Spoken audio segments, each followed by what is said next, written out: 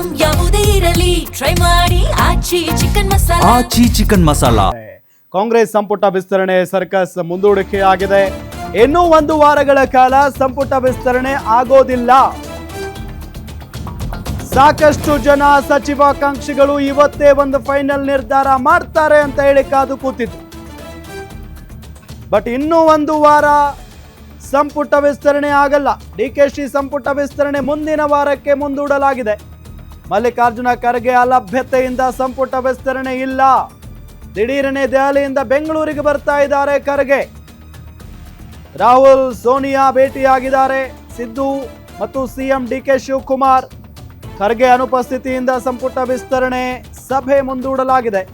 KPCC ಅಧ್ಯಕ್ಷ BK Hariprasad ಅಧಿಕೃತ ಹೇಳಿಕೆಯನ್ನ ಕೊಟ್ಟಿದ್ದಾರೆ.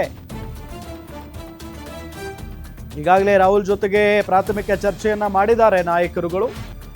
ಸೊ ಈ ನಿಟ್ಟಿನಲ್ಲಿ ಈಗ ಖರ್ಗೆ ಅವರು ಬೆಂಗಳೂರಿಗೆ ಬಂದಿದ್ದಾರಂತೆ. ಅದೇನು ಕೆಲಸ ಅಂತ ಗೊತ್ತಿಲ್ಲ. ಬಟ್ ಇದು ಭಾಳ ತೀರಾ ಇಂಪಾರ್ಟೆಂಟ್ ಇತ್ತು ಅಂತ ಅನಿಸುತ್ತೆ. ಯಾಕೆ ಅಂತ ಅಂದರೆ ತಿಂಗಳಾಗಿ ಹೋಗಿದೆ ಈಗ ಮುಖ್ಯಮಂತ್ರಿಗಳಾಗಿ.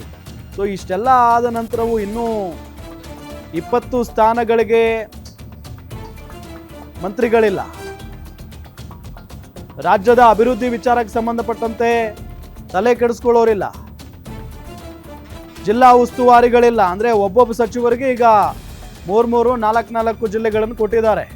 ಎಲ್ಲ ಜಿಲ್ಲೆಗಳಿಗೆ ಹೋಗ್ತಾರ ಅವರು? ಕಷ್ಟ. ಸೊ ಇದೆಲ್ಲದರ ನಡುವೆ ಈಗ ಖರ್ಗೆ ಸಾಹೇಬರು ಬೆಂಗಳೂರಿಗೆ ಬಂದಿದ್ದಾರೆ.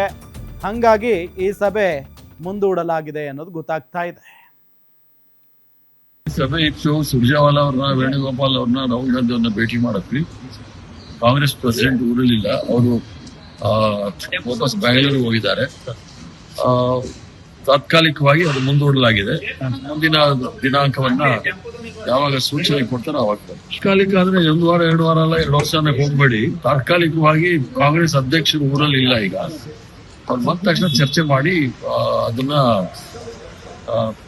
ಪ್ರಕ್ರಿಯೆ ಸಂಪೂರ್ಣವಾಗಿದೆ. ಕಾಂಕ್ರೀಟು ಅಥವಾ ಮಾರ್ಷಿನೋ ಏನು ಹೇಳಕ್ಕಾಗೋದಿಲ್ಲ. ಚರ್ಚೆ ಆಗಿದೆ. ಎಲ್ರದ್ದು ಅನಿಸಿಕೆಗಳನ್ನ ಅವರು ಆಲಿಸಿದ್ದಾರೆ.